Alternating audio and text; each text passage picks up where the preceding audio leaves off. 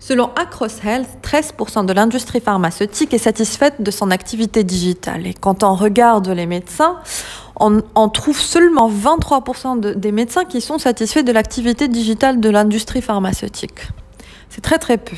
Alors pourquoi cela? Encore une fois, on ne digitalise pas pour digitaliser, on digitalise pour répondre à une stratégie bien donnée, à une cible qu'on aurait segmentée avec des préférences au niveau de la consommation de son information, avec des préférences de certains canaux, avec des préférences dans sa façon d'apprendre l'information. À titre d'exemple, on va avoir des médecins, par exemple, qui vont plutôt vouloir lire des newsletters, ou plutôt discuter pour pouvoir apprendre, ou plutôt regarder une vidéo pour pouvoir apprendre. Et donc, quand je m'intéresse à ma cible, il faut que je me pose la question, cette cible-là, chez laquelle je veux induire un changement de comportement, comment veut-elle consommer mon information?